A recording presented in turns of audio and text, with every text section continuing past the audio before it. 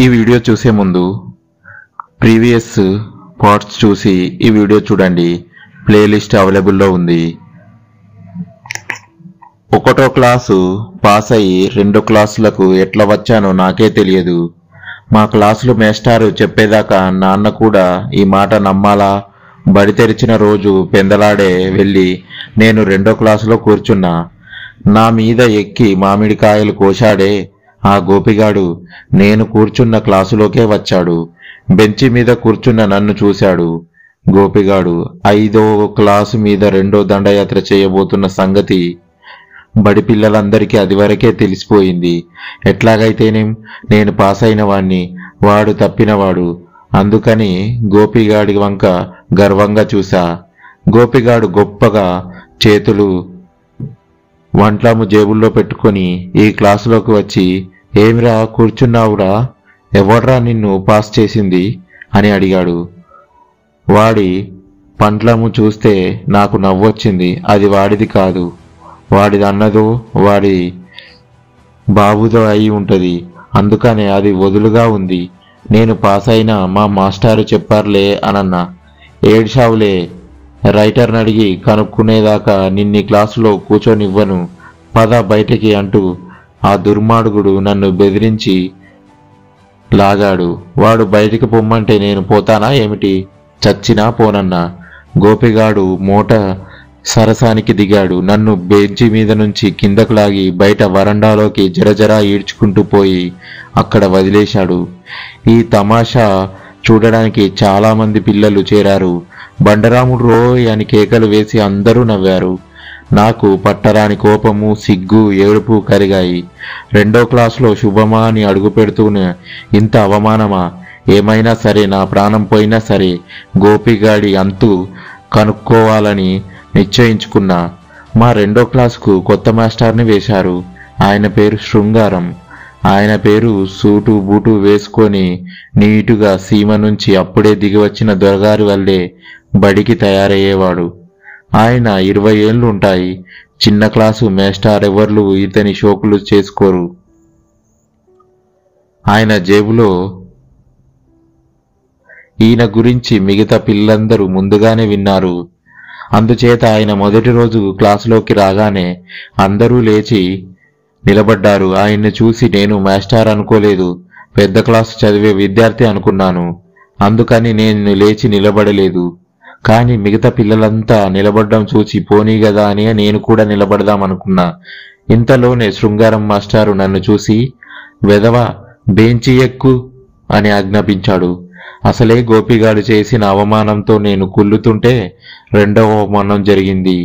మూలిగే నక్క మీద తాటికాయ పడినట్టు కొత్త క్లాసులోకి వచ్చాను. సంతోషం అంతా పోయింది. ఇట్లా అన్యాయం మీద అన్యాయం జరుగుతుంటే నోరెత్తడానికి లేదు. నోరెత్తితే దేహశుద్ధి జరుగుతుంది. నన్ను బెంచి ఎక్కించి శృంగారం మాస్టారు వెంటనే కుర్చీలో కూర్చొని లేదు, ఆయన జేబులో నుంచి రుమాలు తీసి జాగ్రత్తగా కుర్చీ తెరిచాడు.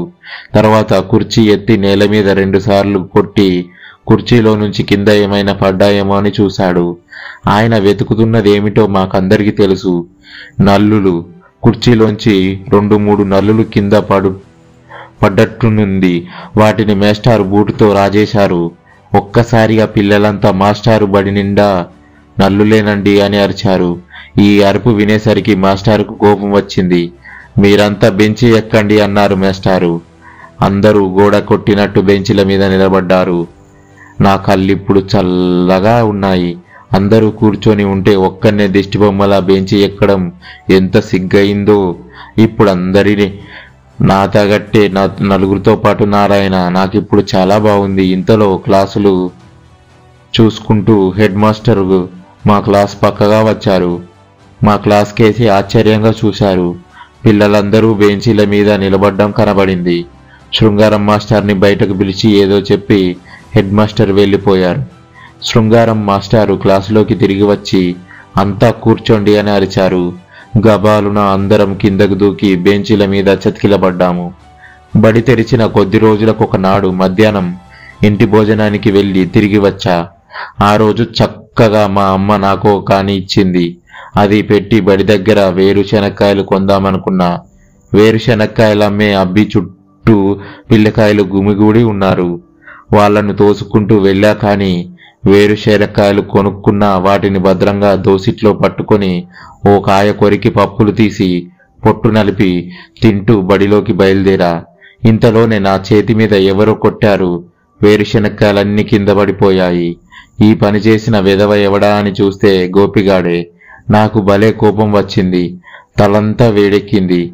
అలాగే నిలబడిపోయిన ఈలోపుగా గోపిగాడు వేరుశనక్కాయలు అమ్మే అబ్బి దగ్గరికి వెళ్ళి తను కూడా వేరుశనక్కాయలు కొనుక్కొని దోసిట్లో పట్టుకొని తిరిగి వచ్చాడు.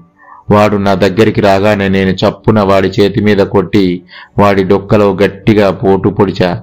వాడు వేరుశనక్కాయలు కూడా నేల మీద అయ్యాయి. నేను డొక్కలో పొడిచిన పోటుకు వెల్లకిలా పడ్డాడు. గోపిగాడు మళ్ళీ లేచి నిలబడేలోపు కాలుతో వాణ్ణి నా ఇష్టం వచ్చినట్టు తన్నా. గోపిగాడి వంటి రౌడీని నా వంటి బండ వెధవ ధైర్యం చేసి తన్నుతుంటే వింత చూడ్డానికి బడి పిల్లలంతా చేరారు. గోపిగాడు లేవడానికి మళ్ళీ ప్రయత్నించాడు.